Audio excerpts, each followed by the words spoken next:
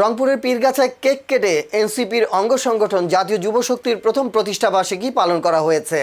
শনিবার 16 মে উপজেলা পরিষদ সংলগ্ন এনসিপির দলীয় কার্যালয়ে প্রতিষ্ঠা বার্ষিকী পালন করা হয়। এ সময় বিভিন্ন স্লোগানে মুখরিত হয়ে ওঠে এনসিপির কার্যালয়। উপজেলা যুব শক্তির সংগঠক ইঞ্জিনিয়ার রবিউল ইসলাম রবির পরিচালনায় অনুষ্ঠানে প্রধান অতিথি ছিলেন জেলা এনসিপির যুগ্ম আহ্বায়ক আবু রায়হান।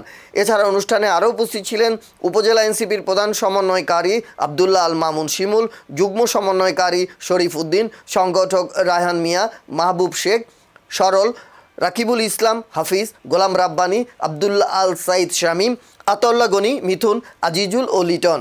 এছাড়াও উপস্থিত ছিলেন এনসিপি নেতা মাসুদ রানা ও বিপ্লব মিয়া সহ স্থানীয় নেতাকর্মীরা। একজনের মনে যা খুশি তাই করবে, সেটা মুখ বুঝে সত্যতা দিতে গেলে যেটা করতে হয় সেটার নাম হচ্ছে রাজনীতি। এটা ছিল জাতীয় নাগরিক পার্টি সকল সমস্যায় তারা পাশে থাকে, জাতীয় ছাত্র শক্তির পাশে থাকে, যুবশক্তি ভাইদেরকে এই বলে আমি আমার বক্তব্য দিয়ে পাওয়া যায়। যে সমস্ত লোকজনকে বিভিন্ন দলের মধ্যে পাওয়া যায়, আমি ওইটা আনার পরে এখানে একদম রাস্তা সামনের দিকে এগিয়ে নিয়ে যাওয়ার জন্য আমরা এই ব্যাপারে ঐক্যবদ্ধ হয়ে ঝাঁপিয়ে পড়বো, এই বলে আমার বক্তব্য শেষ। রেখে কিভাবে দলটাকে এগিয়ে নিয়ে যেতে পারি আমরা সেই দিকটা সবাই সুদৃষ্টি রাখবো।